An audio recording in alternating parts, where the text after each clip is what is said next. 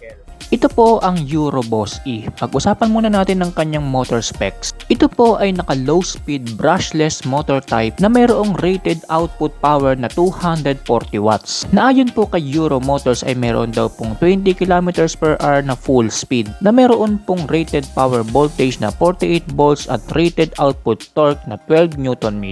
Para naman po sa kanyang battery specs, meron po itong 72 volts 23 amp hour graphene battery na kaya raw pong lakbayin ang layong mula 50 up to 80 kilometers in one full charge. Kaya naman pwede na rin ito kung sakali naghahanap ka ng pang service lang pang araw-araw na kayang-kaya kang dalhin sa pupuntahan mo. At ayon po kay Euro Motors, ang oras na kakailanganin mo para ma-full charge ang battery nito ay 2 to 8 hours. Kaya naman sa layong 80 kilometers na kayang takbuhin nito sa isang full charge, hindi ka na rin talo kahit abutin man ng 8 hours ang charging nito. Para po sa kanyang suspension, sa harapan ito po ay naka-telescopic fork at naka-dual shock absorber naman ito pagdating sa likuran. At para naman sa braking system nito, as I mentioned earlier, parehas na pong equipped ng hydraulic disc ang preno nito harap at likuran. Kaya naman kung usapang braking power rin lang, hindi rin papahuli itong simpleng e-bike na ito mula kay Euro Motors. Dako na nga tayo sa mga features nitong e-bike na ito. Bukod sa pinakita ko sa inyong underseat compartment niya, meron nga rin itong napakalawak na footboard na kayang-kaya nga magkarga ng mga additional panggamit na dadalhin mo gamit itong electric bike na ito. At equipped na nga po ito ng napakaganda at napakalinaw na digital instrument panel. Nakakiles na nga rin pala itong e-bike na ito mula kay Euro Motors, pero may option ka kung gusto mo siyang susian dahil meron itong kasamang susi na pwede mong magamit as emergency key kung sakaling malobat o pumalya ang remote nito. At higit sa lahat na features na meron itong e-bike na ito ay meron itong built-in power socket na pwede na rin nating i-charge yung mga cellphone natin dito, na very convenient at maaari pa nga nating gamitin as hanap buhay gamit ang cellphone at e-bike na ito.